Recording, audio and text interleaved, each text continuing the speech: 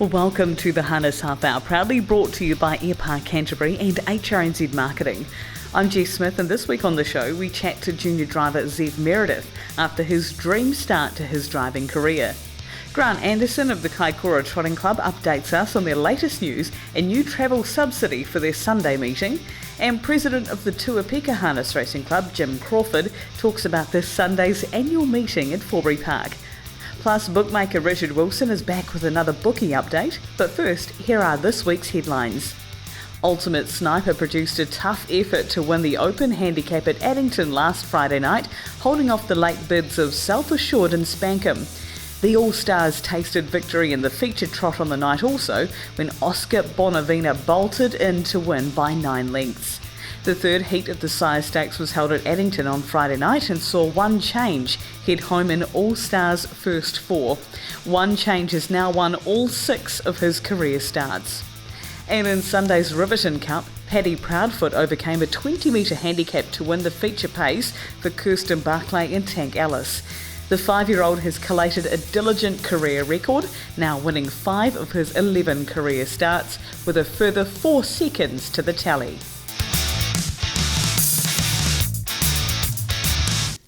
Well, of course, if you were watching the harness racing coverage from Cambridge last Friday, you would have noticed a new name in the ranks and pretty soon a new winner in the harness racing industry. Junior driver Zev Meredith joins me after a fantastic night at the office. Zev, 2 drives, a second and a first. I imagine you couldn't have dreamed it would go that well. Oh, I was definitely praying it would go that well, and I was real fortunate to have a couple of good drives for the night. Vladimir, she was a lovely drive, a fantastic first drive. I couldn't have asked for better. Real thankful to Ken and Karen and everyone in the syndicate, and of course Mango for letting me have the drive on her. But yeah, she went absolutely massive, just a bit short to the line, but she was definitely an enjoyable drive. Yeah, exactly. And then of course, it didn't take long until you picked up that first win. Yeah, that was fantastic. The Trotter Mango thought he was a good chance going out, and so did I. He was definitely the best horse in the field. Probably didn't go quite as good as I thought he would, but hey, he still got the job done, and it was fantastic, brilliant feeling to drive me first win, especially the only me second drive. But got put under a bit of pressure. Coming around about the 900, that was fairly hard going out full wide, but I got to the chair and. Probably if I didn't put the pressure on down the back, I was probably a big chance of getting beat, just if that Westie Boys didn't have to do a bit of work. So I felt he didn't have much sprint left in him, so I just gave him a bit and got up outside the leader, and he just soldiered on and got the job done. So that was real good and real enjoyable for me. Had the big grin on my face, that gave it all away. So.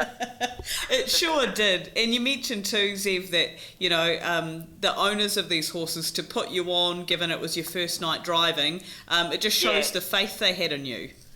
Yeah, exactly. So obviously Mango's put a few good words in for me, and hoping you've been watching probably what I've been doing at the trials. I was fortunate to Ray Green to give me the last 3 draws I needed at the trials the Saturday beforehand, and I did a fairly good job with them. One of them he won on Thursday night as well, 2-0. So, but Mango seems to think I've been doing well, and obviously good enough to have bang on me 25 drives and get out there on race day rather than getting a bit of experience in first. So. It was definitely great for them to have a bit of faith in me and obviously give me the chance, and hey, I proved that they made the right decision. Yeah, exactly, and I'd imagine there'd be a few people quite keen to put you in the sulky now. Yeah, I've had a couple of phone calls from a couple of different trainers about the junior drivers race on Friday night, so that's been really, really good and really exciting, really. But thankfully Mango's got one in there for me, Troubadour, so he's outclassed for the race, but hopefully the race conditions will get changed and he should get in. So I'll definitely stick with Mango. He's done the best for me so far, so obviously stick with him. And so hopefully he goes all right Friday night. But the more drives I get off it, the better. It's fantastic. Yeah, exactly, and especially being able to drive different types of horses. As you say, you got that opportunity with Ray because you had to really hurry those last few drives, didn't you, just to get through to get the licence for last week? Yeah, exactly, and it was good to get on a few race horses. I don't know, like obviously driving Mangoes at home, I know them quite well, so with Rays I had to just jump on and learn their traits then and there. I didn't have any time to figure out what they were like or anything, so I just had to go from how they felt when I hopped in the sulky. So that was good learning tool. So yeah. Exactly. So yeah, that was good. Yeah. Yeah, and I understand, Zev, that you're not from a harness racing background, but it was kids' karts that actually got you into the game. Yeah, I was fortunate enough. My neighbour Graham Bailey, he was the track manager at Franklin Trotting Club, and he offered me the chance. Do you want to do kids' karts? And I'd been around horses a wee bit when I was younger. Mum had a horse when I was young, but she died when I was 6, unfortunately. So I wasn't really at the age to start doing anything with her. But so as soon as I heard about horses, I was, yeah, absolutely, I'd love to, and I did a good job in that. So won a couple of cups there, and from there I was helping out Paulette's Green and got offered some holiday work out here, and said absolutely. And from there on, Mango offered me the full-time job. So yeah, that was real handy, kids' karts, getting into that, and obviously cadet school as well. They've been a great help of teaching me what I know. Yeah, it's a great way too, through cadets and kids' karts as well, to get a wide variety of mentors and advice in a lot of areas. Yeah, exactly. Well, obviously the ponies teach you a wee bit, like they get you the feel for driving, how to sit in the sulky and where your hands need to be. So sometimes they can probably be a little bit more challenging than these race horses. They've got plenty of their wee little traits, the little ponies. So, but yeah, definitely coming out to Mangoes and cadets has been a massive help from kids' karts, yeah. Yeah. Oh, well, that's awesome, Zev. And finally, goals going forward. I read in an article that one day you'd like to train horses. Yeah, that's definitely a goal of mine. If I can get the right to do that, hopefully I'll do a good enough job as driving. Obviously, I've got to prove that I can handle horses well enough. Like obviously you can see, like from Mangoes, I know the horse well enough, but I love learning their wee little traits, and if they got any little bad traits, trying to sort them out a bit. So especially driving the young ones. The young ones are definitely the most fun for me. Oh, yeah. But definitely looking ahead. It would be training there. Yeah. And maybe go overseas for a wee while before I get into training, and like do a bit of driving over there, learn some of the overseas tricks. Yeah. And probably my biggest goal for right now would be looking at the Premiership. So I sort of got to get me drives up there. I've missed a couple of months of the season, so the more help I can get from trainers is obviously going to give me an advantage towards that. But yeah, definitely got plenty of goals looking upwards. Yeah. Oh, well, congratulations, Zev, and you're driven and motivated, which is a major plus in this industry. So keep up the great work, and congratulations on a dream start to your driving career. Thank you very much, Jess. Good talking to you. And in social media news headlines from around the world, starting off with New Zealand in our milestone section this week. As mentioned, Zev Meredith picked up his first driving win on Friday night at Cambridge, and Mitch Robertson collected his first win as a trainer in style at Forbury Park last Thursday night, when he not only trained the winner, but the second horse home as well. From Australia, Bling It On is ready for his Inter-Dominion raid and will not race again until the first round of heats in Auckland on November 29.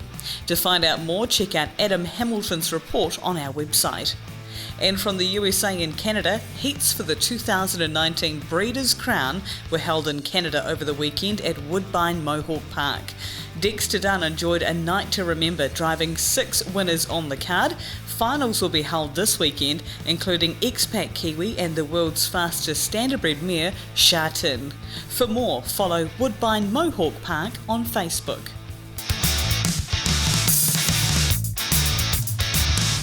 Well, of course, as the countdown to the Christchurch Casino New Zealand Cup gets lower and lower and closer, so too does a highlight for many people on their harness racing calendar, the Kaikoura 2-day meeting, of course, this year to be held on the 3rd and 4th of November. And once again, we're catching up with Grant Anderson from the club. Grant, how are things going in preparation for that big meeting at South Bay? Yeah, good morning, Jess, and morning to your listeners. Pretty good. As you know, we've had working bees, sprucing the place up and making sure everything's all right. We've had the grader in, we've done the track, and I've got to say, and I'm not being biased here, the track is magnificent. Yeah. Well, in previous years, you've had some big accolades from some of our larger stables too around the condition of the track. Yeah, true, Jess. When Lazarus won here, he sat parked and won a New Zealand record, and I was talking to Mark afterwards, and I said, that run from your horse today was nothing less than stunning, Mark. And he said, and so was your track. Yeah. And there's no way in the world someone like that had to compliment us like that without a reason. Exactly right. And of course, it's not only the track itself, but it's the atmosphere and the crowd that it draws. And is there any way for you to measure the amount of people that will be coming, Grant, or do they just show up in their thousands every year regardless? Basically, yeah. I mean, we're having to charge now for people to come in because it's a big event and it costs us a lot of money. So we've got a rough idea from that. But the way I judge it is if I can still see a blade of grass in the middle, I'm slightly disappointed. Well, I'm sure that slightly, Jeff. Only slightly. Well, the crowd, of course, have an amazing time, and we've been chatting before, of course, around accommodation. It's at a premium for people wanting to come and stay in the town, but of course there is the option to stay on course, and you're always there to help horsemen and women with their horses and personal accommodation too. Yes, correct, Jess. I mean, we've been out there already. We've told people. We've got paddocks organised. We've got places for horses to stay. There will be no issues. Everyone will be accommodated. Fantastic. And of course, I see in the club news recently as well, Grant, that the club have announced a new travel subsidy of sorts for the Sunday meeting. Yeah, correct, Jess. We're slightly in the unfortunate situation that we have Medford running on Friday. We're a little concerned that it may affect our fields on Sunday. So what we're doing is, we've always paid back until 5th, which is still being done, and that's now compulsory, obviously. But every horse that finishes from 5th further back will be given $100 travel subsidy, and we just hope it helps owners and trainers to come and patronise us and enjoy the great day that we're going to put on. Oh, exactly. And I know that people every year say, I've got to put it on the bucket list, I've got to be there. Well, there's no time like now, is there? There's still the opportunity to come and stay on course if people are wanting to bring their tents or caravans, Grant. Can they do that? True. Of course they can. We've got plenty of room on the middle there.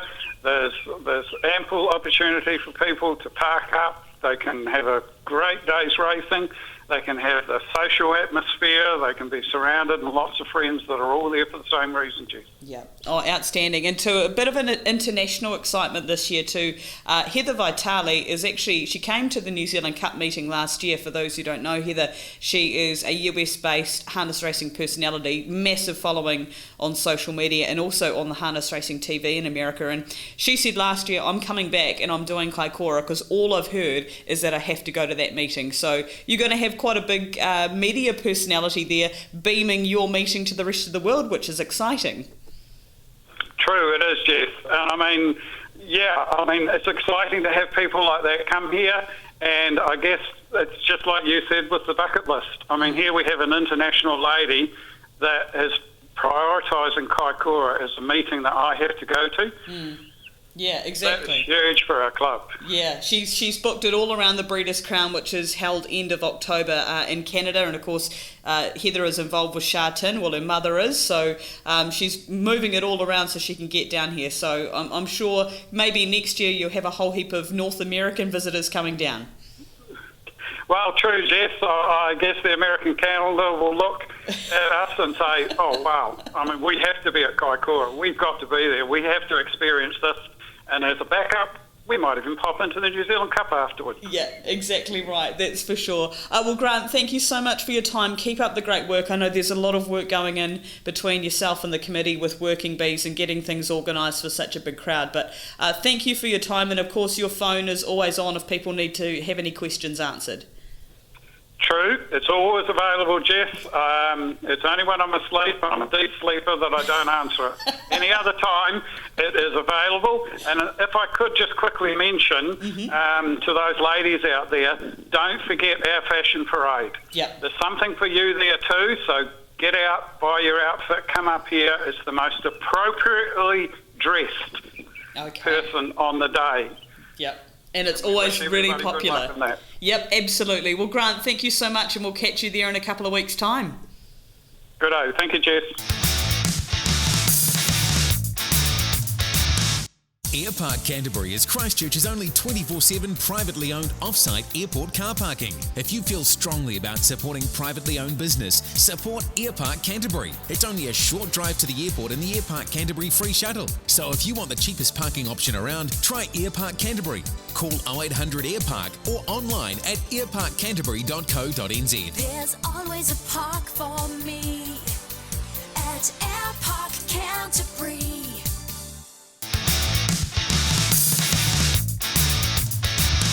Well, of course, the long weekend is nearly upon us. Thank goodness for that Labour weekend with lots of racing action around the country. But one of the highlights in the southern end of New Zealand, of course, is the Tuapeka Cup meeting held annually, and it will be at Forbury Park on Sunday, 27th of October. Joining me from the club is President Jim Crawford. Jim, thank you so much for your time, and I know a lot of work goes into these race days, doesn't it? Yes, it does, Jess. It does. There's a lot of planning in that, but really, quite frankly, we've joined up with the Southern Harness Racing in the last couple of years, and they've made the running of the day a lot simpler. But yeah, we have the family day sort of promotion. With that, we have the mini jeeps come. We have face painters. The donut dude is there. We also have the ice cream man. The first 100 ice creams are free on the day. And the mini jeeps are also free for all the kids. We didn't want people turning up and having kids draining at their pockets all day. So that's a bit of the way it's promoted. So yeah. Yeah. Oh well, that's fantastic. And I guess that's the key thing these days, isn't it? When a lot of us can remember growing up and going to a race meeting with the family and enjoying some activities, and it kind of, it's important to give people that first introduction to harness racing, especially in a city like Dunedin, and make it fun and, well, not too affordable for them. Not too expensive, I should say. Yeah, no, that's pretty much right. I mean, originally we started our first race days way back. We're in Roxburgh, and it was decided to move to Forbury. That's because the crowd was right there. The people were in the region. And even this year we've got Johnny Turner coming on the day, and he's going to be going through talking about the horses and giving a few tips, and also what to do, with your bets and that. So if you're a bit green, I mean, he's there to help us all along, and so. Oh, exactly. And even if, you can make it as easy as possible to even put an each-way bet on. And it can be intimidating. I guess we forget sometimes, don't we, when you're looking at odds and bet types, it can be quite overwhelming if someone's not there to help you out. Yeah, it can be, but it doesn't have to be expensive either. And we all pay for a bit of fun. I mean, you can put a $2 bet on and get a return. You can put $2 into a poker machine. You probably got less of a chance for a return, but who knows? So if you treat it right, it can be a cheap day's entertainment.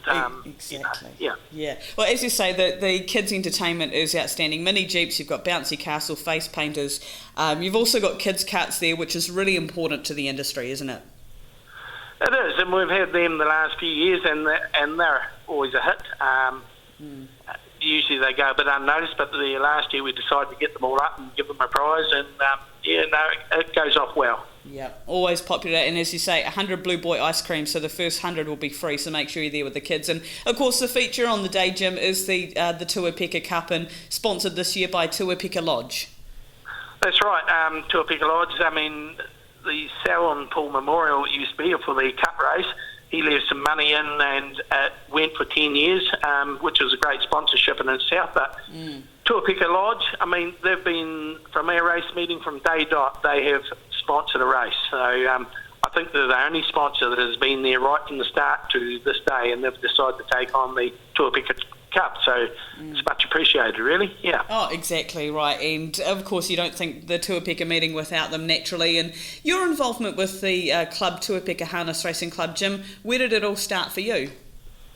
It started with my father into racing, and he was always keen on the standard breeds. I wasn't. I used to help him out in that, but I sort of had a break from it for a while, and then my daughter Genevieve got into it, and now I'm back in amongst the mix. But hey, it's not all bad. Yeah, exactly. And Genevieve herself, she's done some outstanding work with the standard breed and rehoming, hasn't she? Oh, she has, yeah. She pushes that to the limit. I mean, I'm at home here, and next thing 2 horses turn up and go, what are these? Oh, they're for me. I'm going to rehome them. And that goes on and on. I had to limit it down to 13, and I said, no more. You're going to have one out, one in. Oh, exactly. Well, it was great to see her get that acknowledgement a couple of years ago too on their front page of the ODT, but she has quite vocally thanked you for your contribution, so it hasn't gone unnoticed, Jim. Yeah, that's right. Oh, well, fantastic. Of course, reminder, Tuapeka Harness Racing Club racing at Forbury Park on Sunday, 27th of October. Is it free to get in there, Jim? Yes, it is free, and there's plenty of cover. You know, if the day was wet or something, there's plenty undercover. There's a full bar operating, not that that's everyone's cup of tea, and there's also a nice restaurant there, the Equinox restaurant, and there's plenty of room for family and kids. So, yeah. Absolutely. Make sure you're there. Jim Crawford, thank you so much for your time, and all the best for another successful meeting down there. Yeah, thanks, Jess.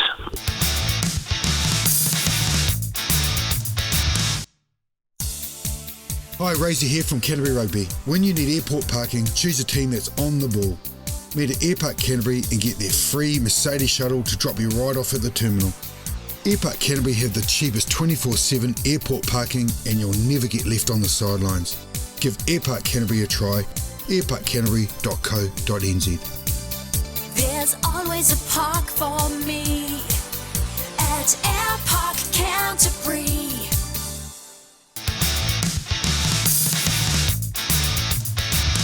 Well, of course, as we build into the long weekend, a lot of us will be looking forward to a weekend off, or most of us, but one man who'll be very busy with the amount of race meetings on is bookmaker Richard Wilson. Richard, thanks for joining us. How were things last week for you and the crew? Yeah, not too good, Jess, really. It was a pretty grim week here at the racing desk. And just looking ahead over the next week or two or more, things are really starting to ramp up. There's a lot of meetings coming up, so we've had the quiet period, and now it's all full systems go. But last week it started off fairly quietly at Forbury Park on the Thursday. The best bet there, 1,500 on Jamie's Bad Boy at 380. There was also a $400 bet on him at 380 as well. The largest bet of the night by a long way, 9,000 on Rollover to run the top three, just at $1.35 in race 4, and he got home into third for that punter, so that was good. There was a big push for Fanny Hill in race 5, opened at 440, closed at 270. There was 400 at 340, 1,500 at 290, and also a couple of $500 bets at the 270. There was a whole stack of other bets on her as well, and the liability, had she won, was over 20,000 there. An early gallop from her relieved quite a lot of pressure here, I can tell you. And a couple of other misses on the night, 950 on Refine at 650, and there was 500 Rin Tin Tin at 370. Okay, from the mighty Forbury Park we head back to Eddington, and such as the calibre of horse on display on Friday, there were some big bets there as well. Exactly, Jess. Yeah, plenty of big bets there, and the vast majority of them were winners, making it a great night for punters. Howard Hughes, heavily backed in late. There wasn't very much money for him the night before or anything, but 3,000 at 310, 3,500 at 280, $750 bet at what have I done here? At 250, I think it is, 260. Sorry, $750 and 2,500 at 260 were the largest bets there. Other winners, 12,000 on One Change, $1.45, didn't have too many worries there. $550 and $900 bets on Ultimate Sniper at $480. There was a $3,000 bet on Oscar Bonavina at $1.08. He didn't budge from that price. $5,000 on Wild Excuse to run top three at $220. $4,850 on Taxman at $260. $4,500 at $240. $900 at $2. That was the other big mover on the night, Taxman. 7,000 in the last on Arden's Reality at $1.90, and there was also a $1,740 bet at $1.65. So just ticked off the night there in the punter's favour. Thankfully, there were a couple of misses that missed out there. 3,000 Copperfield in the first at $1.55. There was 1,600, 600 and a $500 bet all on Spankham at $3.30. 1,000 on Lone Star Lad at $3. 1,500 and $1,000 on Matuatana at $2.60, and a $1,000 bet on Aqua Sancta at $2.60. Yeah, seems busy enough too for you guys that night. And of course, the other meeting was Cambridge, and looks a little bit quieter. It was a little bit quieter there. Yeah, there weren't the large bets there, but plenty of favourites running home for punters there. And if it wasn't the favourite, it was the well-backed second favourite. So they were doing pretty well there. Miracle Moose, the best one for punters. $1,500, $1,000, $800 and $600 bets all at the $2.60. Other good collects, 1,000 on Lindy Lincoln at $3.70. There was 2,000 on New Frontier at $1.75 to run the top three. And the Ruffy Captain Max got home. It wasn't great for us either there. $60 and $100 bets on at $26 there. So punters were going pretty well. A couple that did go our way though. Young Conqueror, $1,250 at $3.40. 1,500 at 3 and 2,500 at 280. There was 1,000 on Major Rage at 6 and $1,000 bet on Mount Aspiring at 550, and also Turakina at $7 in the last. All right, so a bit of reprieve at the end of Friday there at Cambridge, and of course on Sunday we headed south to the Riverton meeting at Ascot Park. Yeah, well, the week was looking like an absolute disaster, Jess, after those meetings on Friday, and punters definitely well ahead. But we got a little bit back there at Invercargill. The best bet, $850 on Taylor Toll at $4.20. They had to wait to the last for that one. 200 each way on See You Right at 8 and $2.20 was pretty good. And there was 200 on Ideal Glacier at 11. They were the high points for the punters. The big misses there, 1,300 on Princess Jessie at $4.20. 900 on Kramer at $2.90 and a $1,000 bet at $2.70. There was 600 on American Mac at $6.50. 800 Norman Richards at 5, $1,000 on Majestic Man at 2, and a $1,200 bet at 180, and there was a $5,500 bet on Major Watson at 240. And of course, as you do every week, Richard, you kindly highlight some of the best Maltese of the week, and you found a couple of them for us this time round. Yeah, a couple of different, depending on how much money you've got, I suppose you could go one of these two ways, and I'm quite sort of thankful that this punter was concentrating on the top three markets. The first 5 races at Eddington, a $20 5-leg multi. Let's Hustle at $3.60. Mono Gamble at $2.90. The Guild at $3.70. One Change at $1.07. And another chapter at $3.60. So that $20 turned into $2,727. Two of the winners there were good double-figure odds, so a win on them instead of the top 3 could have had us in a lot of trouble. And if you had a bit more money, you could have done this one, a $450 4-leg multi at Eddington, Howard Hughes at $3.10, One Change at $1.35, Taxman at $2.20, and Arden's Reality at $1.75. So the $450 turned into $7,250. Yeah, and accumulating nicely too. When you see it out like that, it is worth having a crack too, because they weren't, well, most of them were very short price favourites in that as well. Well done to that punter. But on the converse side of things, worst cash out option of the week, what have you got? Yeah, this one at Cambridge, a 4-leg multi, $20 4-leg multi, Romanite at $2.40, Double or Nothing at $3, Gershwin at $4.80, ending on Larry Lincoln at $2. So the hard work was done. That would have returned $1,382, but was cashed out for $535 before Larry got home by 3.5 lengths at $1.80 in race 7. Okay, so that would have hurt a little bit there. And of course, futures markets, we mention every week that you've got a whole raft available on tab.co.nz. Futures markets for all of the feature races for the remainder of 2019. I see you've got here, Richard, just 3 weeks until Cup Day. That is a scary, scary thought. Yeah, I had to double. I thought I must be getting close to a month to go to the Cup, and then I worked it out, and it's only 3 weeks. Where's the time gone? Monday's Flying Stakes should be a great guide to that Cup. Looks like a good field. I don't know that the field's out yet, but we're looking forward to that one. The bets, futures bets this week, 500 on Oscar Bonavena to win the Dominion at $1.95. There was $333 bet on One Change to win the Sire Stakes final at $3.50. 500 on Self Assured to win the Free for All at $3. and $100 each way on a better act to win the Kaikoura Cup. That was at 18 and 5. And just a reminder there, races like the Kaikoura Cup, and I think that's the last one we've got open, but the lead-up races to the Cup in the Dominion, you get a full refund if your horse doesn't nominate for the race. So that takes a bit of the risk out there. If your horse doesn't have any intention of going to the race and you've backed it, you'll get your money back. Yeah, that is great news. Well done to you and the team for getting all of those options out there, Richard. And of course, as we mentioned, it's a big week ahead for you and the crew. It is a massive one, yeah. Oamaru on Thursday, that's a little bit strange there. So I think it's a 6:40 finish, so that's good news for me, really. Eddington on Friday, we've got a size stakes heats, both for the 3-year-old boys and the fillies. Auckland have also got a 3-year-old filly size stakes heat there. Now that's a non-tote, but pretty sure we'll have some fixed odds markets open on that one. And also the Macmillan Equine Feeds handicap pace there for the Cup horses. That should be a good one. Again, nice numbers there. Then Tuapeka, the Tuapeka Cup meeting on Sunday, and of course the Ashburton meeting on Monday with the open class horses in the Flying Stakes and the Flying Mile. Yeah, and then of course on Tuesday you've got Manawatu Twilight, so it's Groundhog Day again.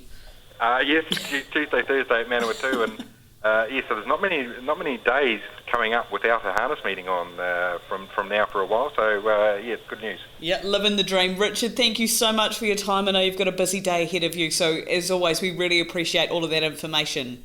Yep, not a problem, Jess. Thank you. Coming up harness racing wise this week around New Zealand, of course it is Labour weekend, a long weekend with Monday a public holiday. This Thursday we have harness racing action in North Otago at Oamaru Racecourse. On Friday we'll have Alexandra Park and also Eddington taking centre stage in the two big cities on Friday. Then on Sunday, as Jim Crawford mentioned, their meeting at Tuapeka will be held at the Forbury Park venue, and on Monday we've got Ashburton of course holding their traditional Flying Stakes meeting. And on Tuesday we've got Manawatu, a Twilight meeting, first day of their 2-day meeting as well. And that's it for this week's Harness Half Hour. Thanks to Airpark Canterbury and HRNZ Marketing. Don't forget the podcast is available on the HRNZ website, through the HRNZ Facebook page, on the Punters Lounge, which is on tab.co.nz. You can also find us on Spotify and iTunes.